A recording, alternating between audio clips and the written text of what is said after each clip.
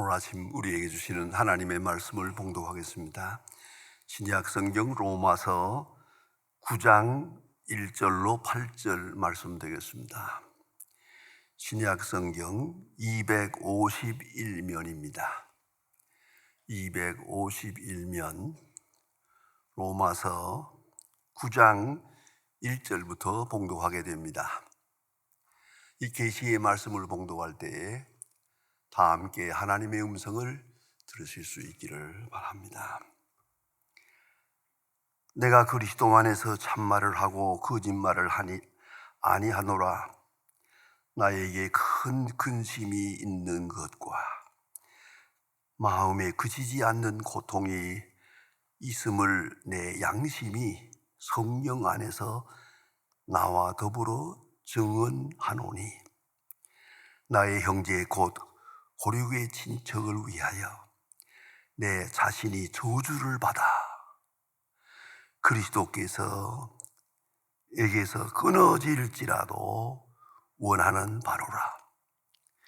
그들은 이스라엘 사람이라 그들에게는 양자됨과 영광과 언약들과 율법을 세우신 것과 예배와 약속이 있고, 조상들도 그들의 것이요 육신으로 하면 그리스도가 그들에게서 나섰으니 그는 만물 위에 계셔서 세계를 항상 찬양받으실 하나님이시니라. 아멘.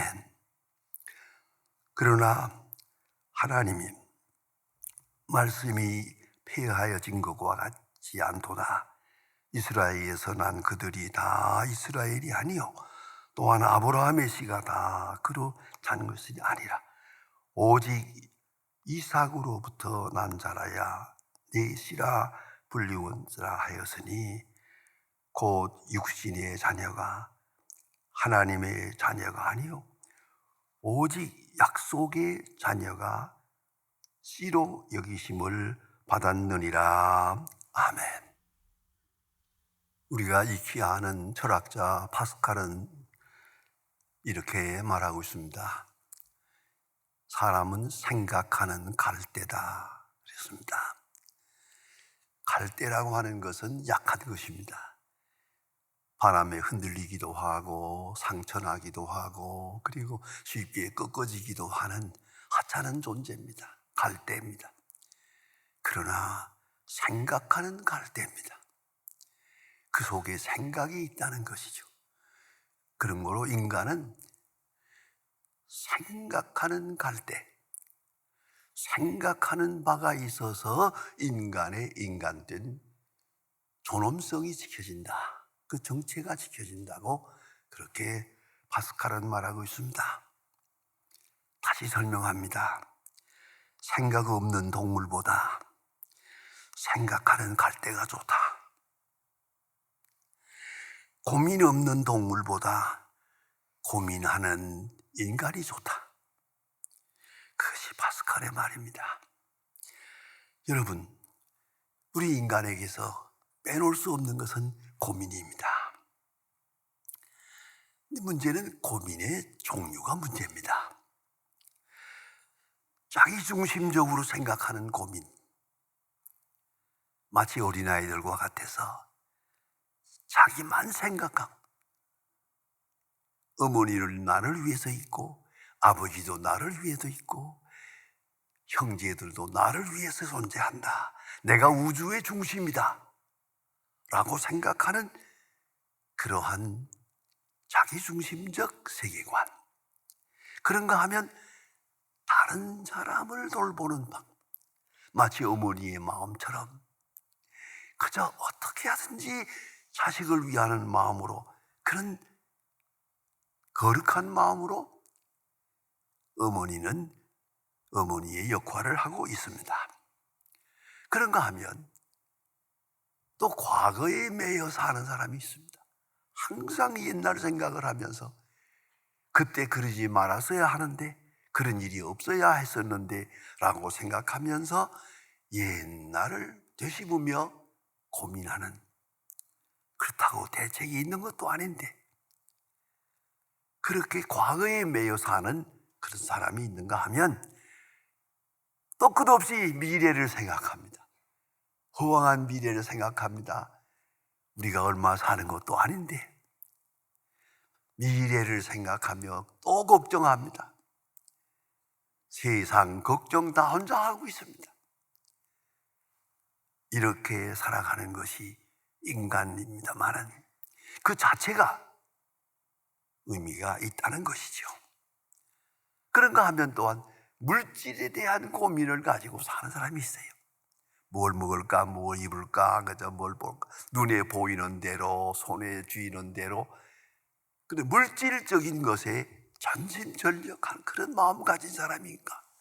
그런가 하면 보다 더 정신적이고 흔히 말하는 예술성을 가지고 보이지 않는 정신세계를 생각하며 고민하는 그런 사람이 있습니다. 문제는 종말입니다. 그 모든 마지막은 어떻게 될 것이냐? 마지막을 생각하며 현재를 생각합니다. 그 세시다드의 유명한 말이 있습니다. 미래로부터 현재로 생각하는 것이 그것이 바로 인간의 존엄성이다. 과거로부터 미래를 생각하는 게 아니고 약속된 미래로부터 현재를 생각하는 것입니다. 보다 더 영원한 세계, 우리의 운명은 어디로 가고 있는가? 종말은 어떻게 될 것인가? 생각하며 사는 그런 거로 근심이 없어야 인간이 아니에요. 근심함으로 인간이요. 문제는 어떤 근심을 하느냐, 거기에 문제가 있는 것입니다. 오늘 본문 성경은 천지 볼 때마다 참 마음 아픈 그런 부분입니다. 사도 바울의 마음속에 근심이 있었습니다. 아주 큰 근심이 있었습니다. 특별한 근심이 있었습니다. 그치지 않는 근심이 있었습니다. 그는 이리 피하고 저리 피하고 가능한 한 이러한 근심을 하지 않으려고 했습니다. 왜요? 자기는 이방인의 사도니까. 이방 사람에게 가서 복음 전하는 것이 내 사명이에요. 그런 거로 어디 가든지 이방 사람에게 복음 전하면 되는데도 불구하고 아니요. 사도 바울은 가는 곳마다 유대인의 회당에 들어갔습니다. 유대인의 회당에 들어가서 유대 사람들에게 복음을 전했습니다. 그리고 핍박을 받았습니다. 번번이 핍박받으면서도 또 회당에 들어갔더랍니다. 다시는 회당에 들어가지 않겠다고 생각까지 한 것 같습니다만은 또 핍박을 받고 또 핍박을 받으면서도 이스라엘 사람들에 대한 선교적 열정을 버릴 수가 없었습니다. 그래서 그는 말합니다. 오늘 본문에 더구나 절절하게 말합니다. 로마서 8장 38절로서부터 보면 더 귀한 말씀을 우리가 읽을 수가 있습니다. 사도 바울이 말합니다. 그러나 이 모든 일에 우리를 사랑하시는 이로 말미암아 우리가 넉넉히 이기느니라. 내가 확신하노니 사망이나 생명이나 천사들이나 권세자들이나 현재일이나 장래일이나 능력이나 높음이나 깊음이나 다른 모든 피조물이라도 우리를 우리 주 예수 그리스도 안에 있는 하나님의 사랑에서 끊을 수 없으리라. 하나님의 사랑에서 끊을 수 없으리라. 난 하나님의 사랑을 담뿍 받았고 하나님의 사랑은 영원한 것이고 확실한 것이고 끊을 수 없는 그런 사랑임을 그건 간증하고 있습니다. 그럼에도 불구하고 오늘 본문에 그야말로 아리송하고 알 것도 같고 모를 것도 같은 말씀을 합니다. 그리스도에게서 끊어질지언정 원하는 바라고, 그리스도에게서 끊어질지언정 원하는 바라. 이거 뭡니까? 해석은 아무도 못합니다. 완전한 해석은 있을 수가 없습니다. 바울 외에는 모릅니다. 그리스도에게서 끊어질지언정, 아마도 이렇게 해석해 볼까요? 내가 그리스도에게서 끊어져서 지옥으로 떨어지더라도, 내가 지옥으로 가더라도 간절히 바라는 것은 내가 사랑하는 이 민족이 그리스도에게로 돌아오는 것이라고. 아마도 끝이지 않는 고난, 가장 큰 소원, 이렇게 표현할 수가 없을 거예요. 그리스도에게서 끊어질지언정 원하는 바로다. 그는 그만큼 유대 사람으로서 유대 민족을 사랑했습니다. 그리고 유대 민족이 그리스도에게로 돌아오기를 간절히 소망했습니다. 그 도시마다 다니면서 복음을 전합니다. 하는 곳마다 핍박을 받습니다. 핍박한 건 전부 유대 사람입니다. 오히려 이방 사람들을 환영하고 이스라엘 사람들은 사도 바울을 핍박할 뿐만 아니라 바울이 다른 도시로 가면 또 따라가서 바울을 괴롭혔고 핍박을 하고 선동하고 그랬습니다. 그렇게 많은 핍박을 받으면서도 여전히 이스라엘을 사랑했습니다. 그리스도에게서 끊어질지언정 원하는 바로 그의 민족적 간절한 열망, 그 민족에 놀라운 것입니다. 이걸 신학적으로 많이 연구하고 한 결론적으로 말할 때는 cultural mandate라고 합니다. cultural mandate.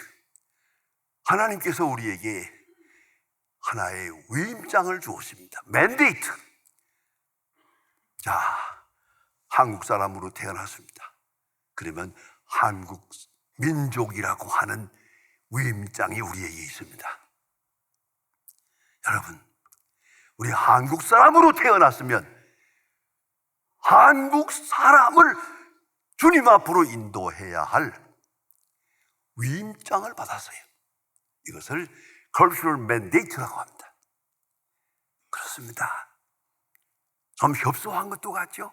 온 인류를 사랑해야 하는데 왜 하필이면 한국 사람만, 이 민족만? 아니요. 한국 사람으로 태어났다는 그 자체가 위임장이기 때문입니다. 하나님께서 우리에게 선교적 사명을 위임시켜 주었기 때문입니다. 사도 바울은 그래서 그 동족이, 그 이스라엘 사람이 그리스도에게로 돌아오기를 간절히 바랬습니다. 그래 걱정했습니다. 좀 더 깊이 말씀을 드립니다. 사도 바울이 지금 복음을 전하는 이때는 이스라엘 나라는 벌써 로마 사람의 손에 들어갔고 나라도 없고 정권도 없고 그 헤로드 왕이라는 거 그 허잡이고요. 그러한 정치적으로 아주 어려운 때입니다. 정치 경제가 어려워요. 그래서 여러분이 아시는 대로 이스라엘 백성은 디아스포라입니다. 유대 교민입니다. 각 나라에 흩어져서 합니다. 지금도 이스라엘 나라에는 얼마 안 됩니다. 온 백성이 온 세계에 흩어져서 합니다. 디아스포라, 유대의 교민으로 살아갑니다.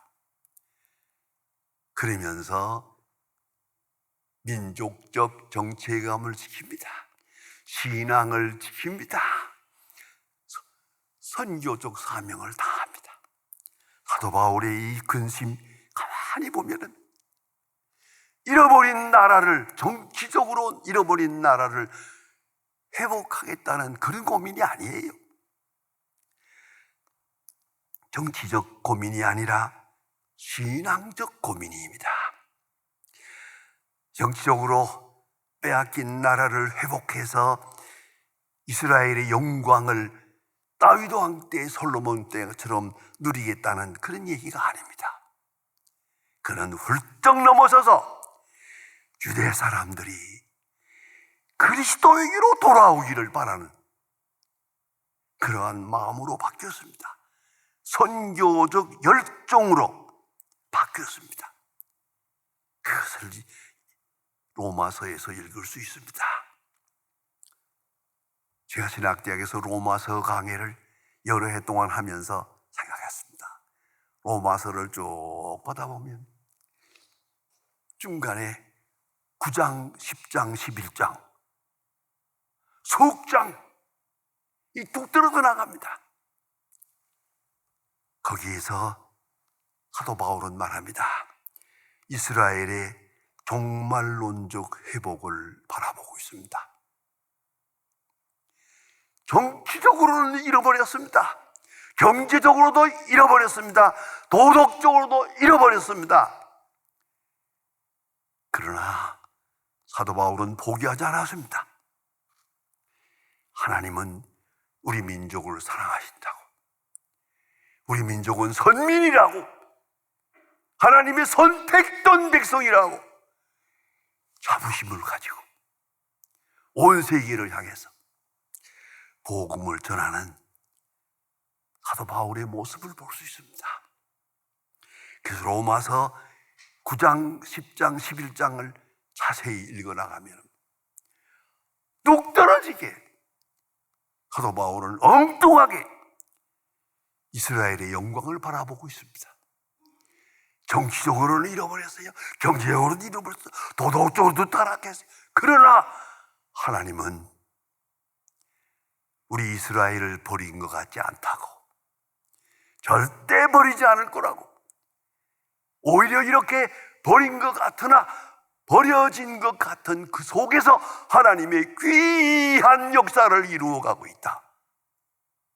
이렇게 사도 바울은 영적으로 내다보고 있습니다. 그것이 로마서 9장, 10장, 11장입니다. 여러분, 그는 정치적인, 경제적인, 사회적인 것 일단 포기했습니다. 그러나 선교적으로는 절대 포기하지 않았습니다. 선교적 열정으로 승화시켰습니다. 이스라엘 나라가 하나님의 뜻 가운데 이 세상 끝에 가서 하나님의 영광을 드러낼 거라고 확실하게 바라보고 있었습니다. 그 영광을 바라보고 있습니다. 여러분, 놀랍게도 이스라엘 사람들 다 온 세계에 흩어졌지요. 사도 바울도 로마 감옥에서 세상을 떠났습니다. 로마 감옥에서 세상 떠나던 그 장소를 제가 가보았습니다. 사도 바울은 로마 시민이기 때문에 십자가에 못 박히지 않았습니다. 그 대신에 그는 목베임을 당했습니다. 그 목베임 당하던 그 장면 그다르게 보관되어 있습니다. 사도 바울이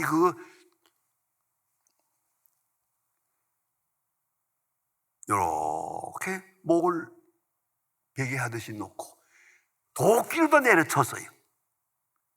사도 바울이 목이 떨어져 나가면서 이렇게 굴러서 거기서 샘물이 나왔다는 전설이 있습니다.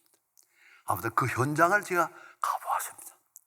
사도 바울은 로마 감옥에서 이렇게 죽었습니다만은 아시는 대로 다시 그 뒤에 몇천 년이 지나간 다음, 1000년이 지나간 다음에 아시는 대로 대로마 제국이 어떻게 되었습니까? 지금 로마에 가보면 언제 가봐도 깜짝 놀라는 거죠. 베드로 성당, 바울 성당, 요한 성당, 모든 것이 전 세계를 여행할 때마다 늘 느끼는 겁니다. 저기 러시아에 가보니까 이렇게 교회가 많을 수가 없어요. 그 종탑이 엄청납니다. 그 종탑 위에 금으로다가 내가 물어봤더니 5톤이래. 그 종탑 위에 금 5톤이 올라. 사방에 종탑, 십자가탑 있지 않습니까? 그래서 로마에는 로마 요가 있지요.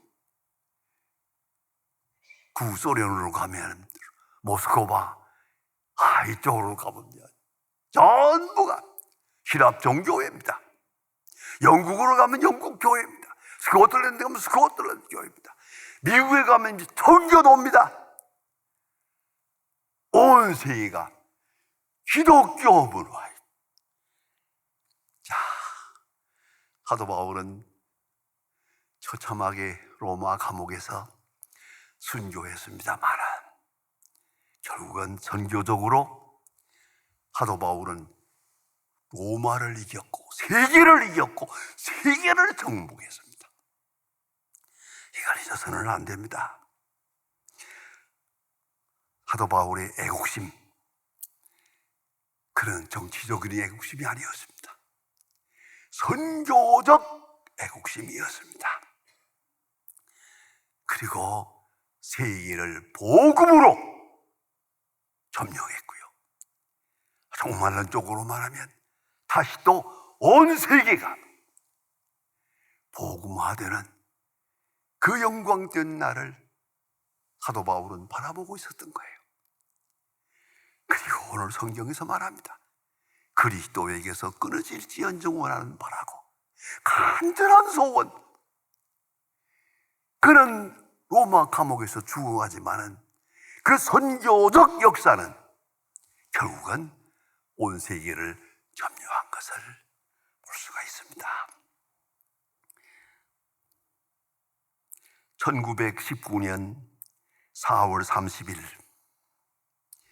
미국 기독교연합회 동양문제위원회라고 하는 데서 발간한 신문이 있습니다. 거기에 이렇게 써 있습니다. 오직 예수교인만이 참혹한 식민지 정책에서 소망을 포기하지 않았던 유일한 부류의 한국인이 올시다. 이렇게 썼습니다. 우리 기독교인들은 나라를 빼앗겼죠. 아무 힘도 없는 것 같죠. 그러나 그들은 애국심을 신앙심으로 바꾸었습니다. 그래서 순교하는 것과 순국하는 것을 하나로 생각했습니다. 나라를 위해서 죽는 것이 바로 그리스도를 위해서 죽는 것이라고 생각했어요. 여러분, 놀랍게도 3.1운동 사건 속에서 많지 않은 교인 가운데 수십 명밖에 안 됐는데 수십만 몇개 안 되는 속에서 기독교인이 5만 명이 죽습니다. 그렇게 조용하게 순교한 것 같아도 그들은 순교로 생각했습니다. 그래서 말입니다. 그 애국의 길이 어디에 있느냐? 우리 믿음의 조상들은 생각했습니다. 먼저는 항거하는 사람들이 있었지요. 해외로 도망을 하고 망명을 하면서 애국운동을 하는 분들도 있었습니다. 정치적으로 독립하기 위해서 몸부림을 쳤습니다. 또 하나는 탄식과 절망 속에서 타락해버린 젊은이들이 있었습니다. 나라를 잃어버렸는데 소망이 뭐냐? 이 풍지 세상 타락한 사람들이 있었어요. 그런가 하면 반항과 폭력으로 일관한 비사회적 단체가 있었습니다. 그런가 가장 귀중한 분들은 안창호선 장로님을 비롯해서 하나님의 사람들은 아니요, 늦었다, 이미 늦었다마는 이제라도 우리가 사는 길은 성실히 공부해야 한다. 아는 것이 힘이다. 배워야서 한다. 가르쳤습니다. 비록 일정 하에 있으면서도 가정에서 가르치고 교회에서 가르치고 야간에서 가르치고 주간에도 가르치고 직장에서도 가르치고 배워야 산다. 여러분, 놀라운 건 배우기 위해서 일본으로 유학을 갔습니다. 미국으로 유학을 갔습니다. 그래서 공부하고 돌아와서 또 가르치고 배우는 길, 늦었지만 이것밖에 길이 없다. 그리고 선교적으로만 최선을 다했습니다. 그리고 교회에서는 전도했습니다. 전도가 선교요, 선교가 애국이다. 나라를 찾는 길은 이것밖에 없다고 생각합니다. 놀라운 일입니다. 그래서 말입니다만은 1905년에 만든 찬미가라고 하는 찬송가가 있습니다. 그 찬송가 1장은요 황제 폐하송입니다. 14장이 애국가입니다. 10장이 애국송입니다. 그래서 오늘도 우리가 이제 예배 후에 애국가를 부릅니다. 이것이 우리 믿음의 조상들이 찬송가 14장이었습니다. 그걸 잊지 말아야 합니다. 그래서 애국을 순교로, 신앙으로 승화시켰습니다. 결국은 우리가 이겼습니다. 지금 놀라운 말씀을 드립니다. 제가 목회하고 있을 때 많은 일본 목사님들이 수십 명씩 이렇게 대를 조직해서 한국 교회를 방문했습니다. 이 소망교회를 와서 보고 깜짝 놀라고, 어떤 목사님은 그래요. 눈물을 흘리면서 왜 일본에는 이 같은 교회가 없을까요? 이 소망교회 같은 교회가 하나만 있어도 좋겠는데, 눈물을 흘리며 말씀합니다. 어떤 목사님이 날 보고 솔직하게 물었어요. 왜 일본에는 이런 교회가 없을까요? 우리 교회는 왜 문이 안 될까요? 제가 일본 목사님에게 물어보았습니다. 알고 싶으냐고? 내가 말할 텐데 듣고 싶으냐고? 그랬더니 그 나이 많은 목사님 한 분이 소대선에 그러고 있습니다. 듣겠습니다. 그래서 제가 대답했습니다. 니온노 교과에와 하지메카라 교과에 나시, 일본은 처음부터 교회가 없었다. 왜? 기독교 문화만 받아들이고 기독교의 복음을 받아들이지 않았다. 일본은 200년 역사를 가지고 있지만은 교회다운 교회가 없어. 왜? 복음이 없잖아. 그런데 여러분 아셔야 됩니다. 복음은 환난과 핍박 속에서 승화되고 정화되고 전파되고 성공하는 것입니다. 우리는 많은 걸 잃어버렸습니다. 3.1운동을 엄청난 경제, 정치, 문화 피해를 본 것 같으나 복음으로 승리했습니다. 복음으로 이겼습니다. 이걸 잊지 말아야 합니다. 오늘도 우리는 경제적인 문제, 정치적인 문제에 대해서 신경을 많이 쓰고 있습니다. 아니옵시다. 우리 교회가 해야 될 일은 복음입니다. 오직 선교, 복음의 역사가 이루어질 때 나아가서는 정치, 경제, 문화도 승리할 수 있는 겁니다. 그 다음에 오는 것입니다. 이걸 잊지 말아야 합니다. 사도 바울의 마음속에 큰 근심이 있었습니다. 그러나 그것은 바울의 순교와 함께 확실하게 승리했습니다.